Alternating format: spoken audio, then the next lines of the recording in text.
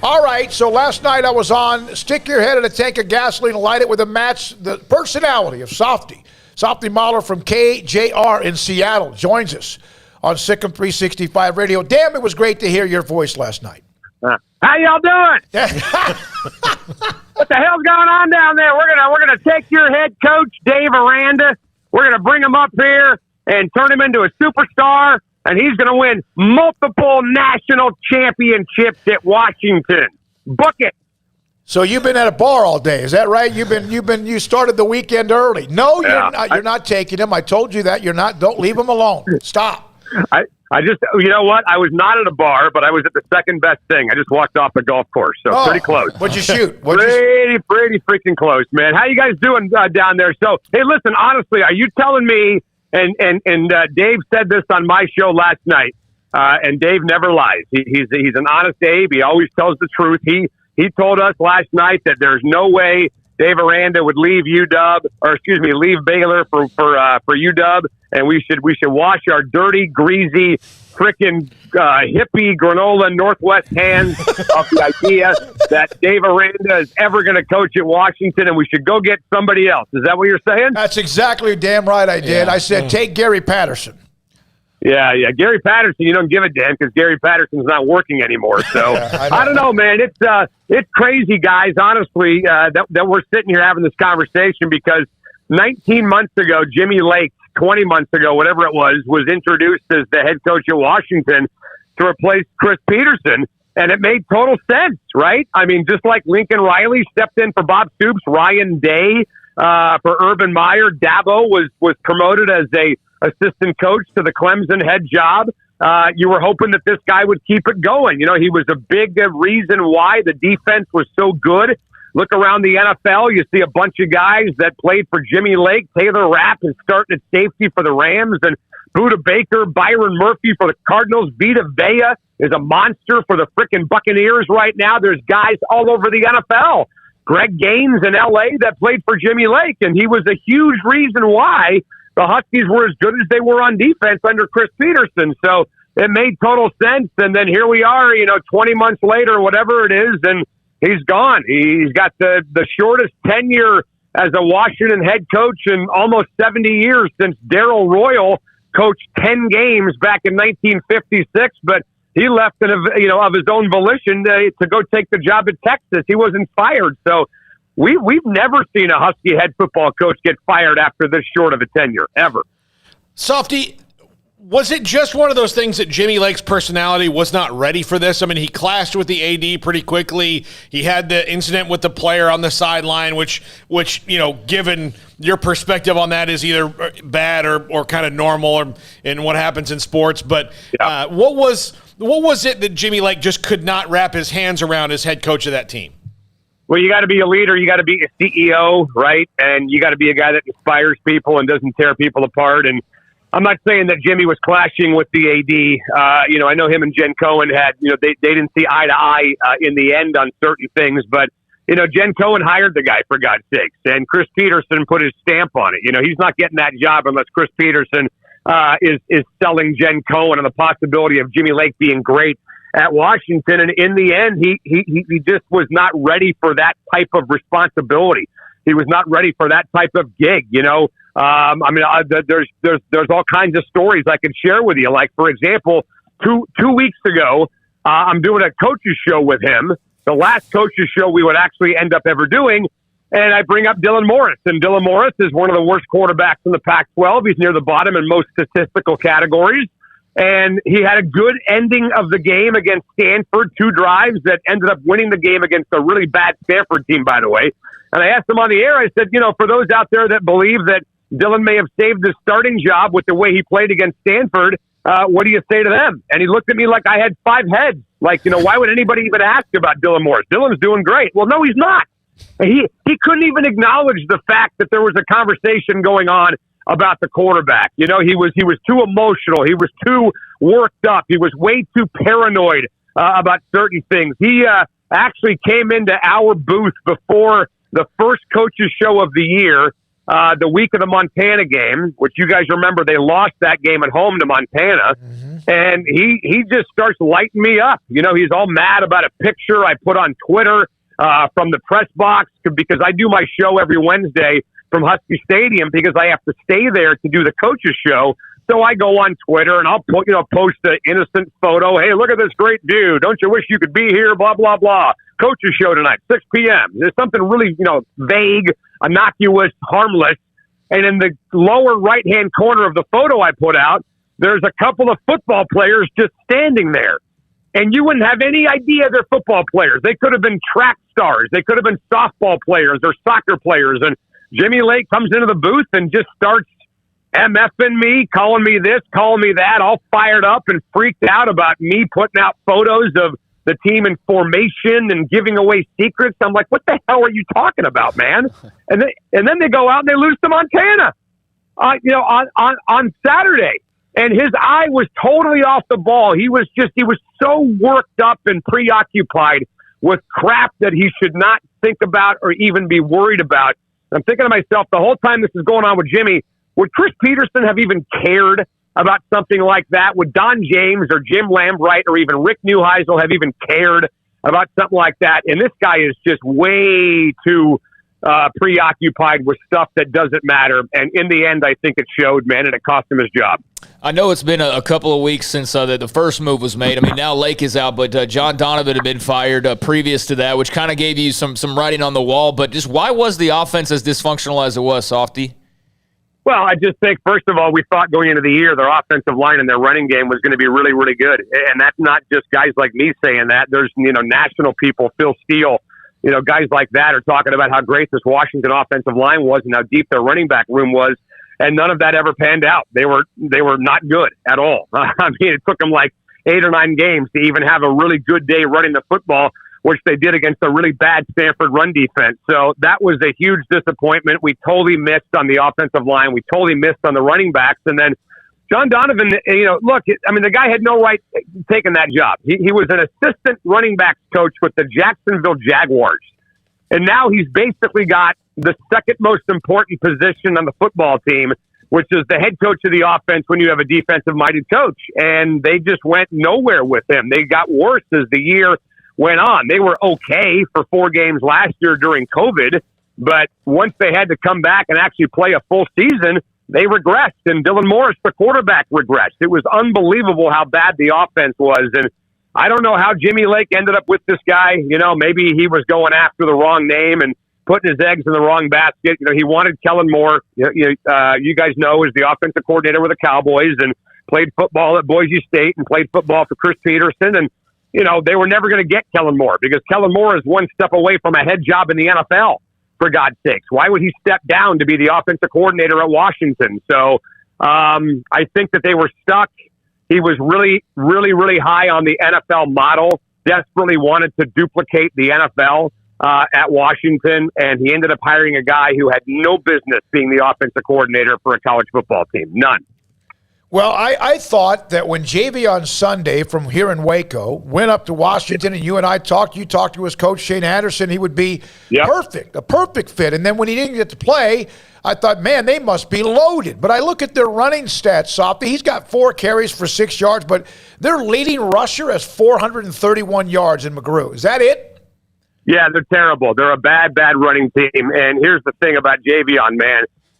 Sean McGrew, first of all, is your leading rusher. Second of all, he couldn't even get on the field the first 2 games of the year against Montana and Michigan. And then by week 4, he's literally running the offense out of the Wildcat in overtime against California and is the most important position or the most important player on the field during that time of the game. It's unbelievable. They go from not even wanting Sean McGrew to carry the football to counting on him to win the game for them 2 weeks later against California. So they were banged up. Kamari Pleasant got hurt. Richard Newton got hurt. Cam Davis had fumbleitis. And then Sean McGrew, I don't know what the hell they were doing with him early in the year. But Javion Sunday, you would think for a guy like that, if he can't get a snap, if he can't get on the field, then that must mean the Husky running attack is pretty damn good. Well, it's actually the opposite. And that's another one of those head scratchers where you ask yourself, the hell was John Donovan doing? What was he thinking? Another example of how this guy had no right to be calling plays at UW, ever. Well, Softy, I mean, I know you said you were going to come down and steal Dave Aranda, but who reasonably, I mean, and maybe it is, but who do fans want to see, and who lines up with what the athletic director wants and what the boosters want? Yeah. Well, I think you're looking for a head coach, first of all. I think the days of going out and hiring a coordinator are over. Guys like Todd Monken, for example, at Georgia may be a more attractive name in the South because of his connections down there. I just can't see UW going after a guy like that. Kalani Sitake, the head coach at BYU, is a guy that's getting a lot of play up here in Seattle. He's 4-0 against the Pac-12, so he obviously can contend in this conference. And this conference, by the way, is not very good, so I'm not sure how much that says. But in the end, he would come here and have a chance to recruit better players than he has in Provo, I think. Matt Campbell, Iowa State, is a guy who's actually from the same hometown as Don James from Massillon, Ohio. And Matt Campbell has a coach on his staff who is the son of Jim Haycock, who used to work for Don James back in the day. So there's a lot of connections there. Gary Patterson's name is getting tossed around, but frankly, I'm not sure if the fan base or the UW would go for a guy who really hasn't had a connection to the West Coast in over 2-3 decades and is in his early 60s. His name is getting tossed out there. Justin Wilcox from California is a former UW defensive coordinator under Steve Sarkisian, now the head coach at Cal. But the problem with Justin is he pretty much gives you in a lot of ways what you have now, which is a really good defense and a terrible offense. His offense has been worse than UW's in the last 2 or 3 years down there in Berkeley. So there really isn't one obvious name that's jumping out at anybody. And the way these things happen, you guys know as well as me, it'll probably be a guy that nobody's even talking about. Yeah, absolutely. That's how Matt Rule was, 100%. Softy, for whoever does come take that job, what are they walking into just in terms of, where facilities are, all the check boxes that somebody would typically look at? Talent. Obviously, when guys come in now, the transfer portal can speed up, what would normally take a lot longer. So what kind of a situation do you see the Washington job as at the moment? Well, the facilities are great. They just redid the locker rooms, the weight room, about 4 or 5 years ago. The stadium was redone about 6 or 7 years ago. So the facilities are top-notch. There's an indoor practice facility that's right on Lake Washington, literally right next to the field at Husky Stadium. So there's nothing wrong with the facilities. And then from a talent perspective, the big sell is Sam Heward, number 7. He's a 5-star quarterback at a Kennedy Catholic here in Seattle. His dad is Damon Heward. His uncle is Brock Heward, who you guys know now works for Fox and played in the NFL and played football at UW. And he's one of the highest-rated quarterbacks, if not the highest-rated quarterback the Huskies have ever had on their roster. The problem is he played the air raid in high school, and he was playing high school football 7 months ago. Literally went from a Friday night in April playing high school football because our season got pushed back due to COVID to showing up on campus on Monday at spring football for UW. So he's really had a big adjustment period. They ran a pro-style system that really did not fit him, to be totally honest with you. And I think the new head coach, if they do go out and get a guy that's an offensive-minded guy, they're going to have to find a way to, fit Sam Heward into the offense because he's the future at quarterback right now for sure. Okay, I have to ask you this. Since that day in San Antonio, Texas, 67-56, can you ever wipe that off of your body, what you saw as a defensive person? Every now and then I notice this fungus growing on my back, and I'm reminded that that's the Alamo Bowl. It just doesn't go away. And I don't know. It's like all of us were exposed. It's like the college football version of Chernobyl, right? We just walked out with just a different, molecular structure after watching that freaking thing. Yeah. All of us in that arena, in that stadium that night should file suit against Washington, Baylor, and the city of San Antonio for being exposed to that. Dude, Dave, you were sitting there with that in that game watching that thing with me. It was depressing. I'm like, you know what? I like offense. You like offense. But that wasn't even fun watching that. It was literally nauseating watching that game that night at the Alamo Dome. And then guess what? I go into the post-game press conference with Steve Sarkisian as the head coach. Yep. And I asked Sark, hey, man, tell me about Nick Holt and his future. A lot of folks are wondering if he's going to be here as the DC. He looks at me and he says, Softy, grow up. And then he walked off the stage. And then guess what happened the next day? They fired Nick Holt as their defensive coordinator. So that was the grow-up game for me down there. But, yeah, that was absolutely brutal. And then here's the cool thing, though, about it, Dave. 4 years later, UW is number 1 in the conference in scoring defense, and 5 years later, they were in the Final Four against Alabama. So that just goes to show you how quickly things can change with the right guy. Well, look, I'll just tell you, if Jimmy Lake lights you up in the coach's show, I don't know if you want a Gary Patterson. Yeah, you would would end up in a fetal position, and it wouldn't be. Hey, that's fine. That's fine. You know what? I got no problem with that as long as you win freaking football games. I'll take one for the team. I'll take a right hook to the freaking forehead if this football team wins games. So I got no problem with that. But, look, I mean, it was. And you know what, guys? Honestly, I haven't even told that story on my show in Seattle. Really? This is the first time I've even told that story to you guys, down there in Texas. And I think it just showed you. It was kind of eye-opening for me, and it just showed you that he really was not ready for something like this. To just lose his lunch like that over something so stupid, and to be a first-year head coach on top of that. Now, Gary Patterson comes in there, he does something like that. Hey, Gary Patterson's 60 years old, been around the game for a long time. He's won games. He's one of the great coaches in the history of college football. I kind of get it from a guy like that, but for Jimmy Lake, you're like, man, you're not Chris Peterson. You're not Don James. You're not Gary Patterson. You're not Chip Kelly. You're not David Shaw. Who the hell do you think you are? And I'm not, Dave, I'm not kidding you. I'm 48 years old. My give-a-damn meter is nowhere near what it was 25 years ago in this business. I almost clocked the guy. Yeah. And I was this close to walking out of the booth after he said that to me. I'm like, dude, first of all, I'm not that dumb.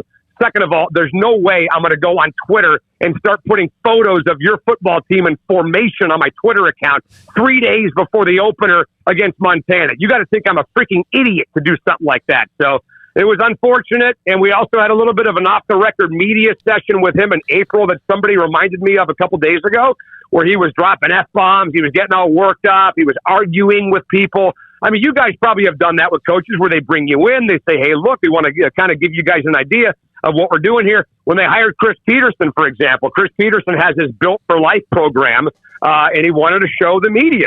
Great, hey, here's what we're all about, here's what we're doing. I'm new. I want you guys to understand where we're coming from. Blah, blah, blah was great. Jimmy does the same thing, and instead of, educating people on what his philosophies are, he ends up arguing with people. He ends up fighting with people in the media. At that, dude, guys, it's an off-the-record conversation that he's getting into arguments with the press. What in the actual hell is going on here?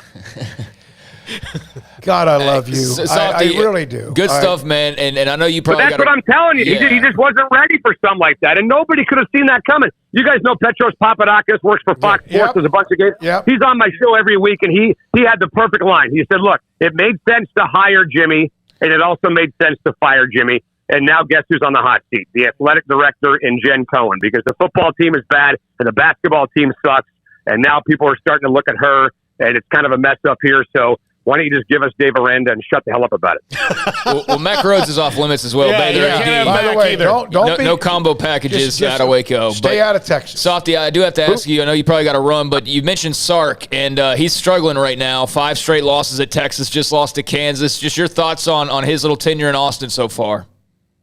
Well, I think it's unfair to judge him after 1 year. I think he'll be fine. I think he'll start recruiting players out of California that maybe the previous regimes did not have access to.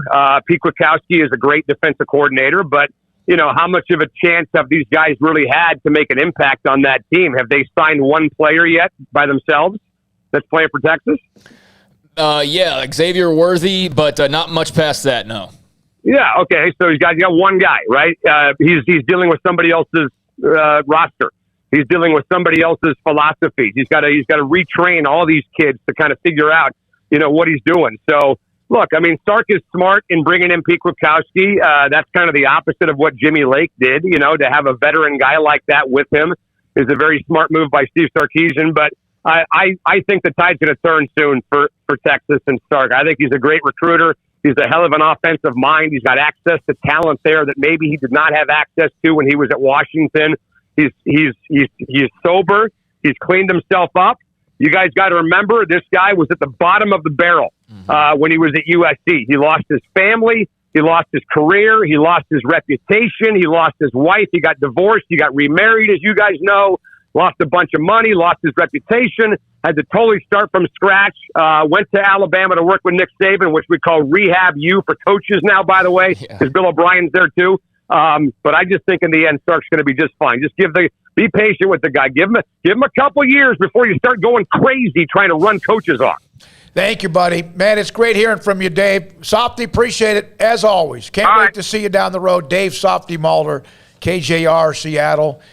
Big city, obviously a pro sports town, but he is all in with the University of Washington. Yes, he loves the Huskies. Softy's awesome, and you will see him tweeting feverishly about Washington Huskies football whenever they're playing, and almost like play-by-play style. But good stuff there from him, and I had to ask him about Sark as well, given his time around him. I'm glad you did. I'm the same way. I like Sark. I like Sark, and a lot of the reason why I like him is because of what he's been through, and because of the time he gave us at Big 12 Media Days. So, I might poo-poo on Texas from time to time because that's just been – that's a result of my whole life, basically, growing up in this state. But I'm going to root for Sark. I want him to do well. All right, from Joey Kelly. By the way, how in the world would Aranda go to Washington? That is not an upgrade for him.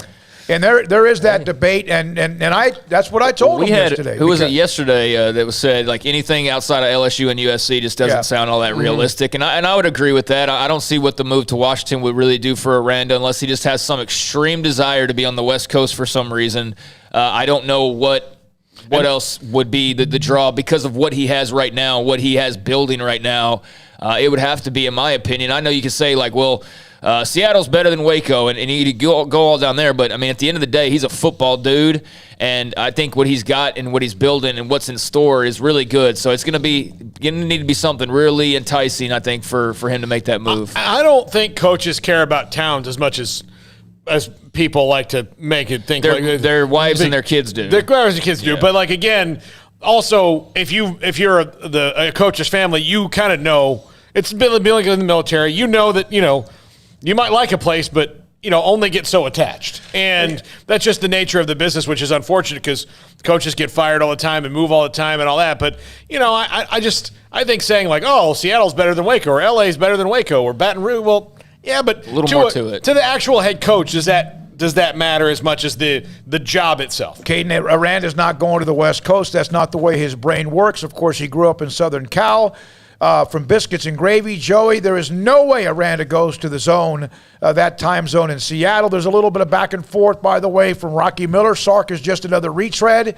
Well, he is because of what he's been through in his life, without question. Yeah, and look, if he doesn't turn out to be some great coach, that's fine. I'm just rooting for him, the human being, because of what he's gone through, and a lot of that's self-inflicted. But I do feel like he's somebody who has put a lot of investment into trying to be a better person and overcome his demons. And I appreciate that about anybody who's taken that step. That's a very hard step to take. So the fact that he's even the head coach at Texas after all he went through is pretty amazing, and that's why I want him to do well. I do too, and you're right. If he doesn't, he doesn't. But Jeff Burkhart, he covers K-State, has a podcast, College and Kimball. He'll join us next to discuss the Wildcats in Baylor tomorrow afternoon at 4:30 start, kind of a quirky start in Manhattan. And this is 365 Sports and Sikkim 365 Radio. Waco Custom Marketplace. Oh,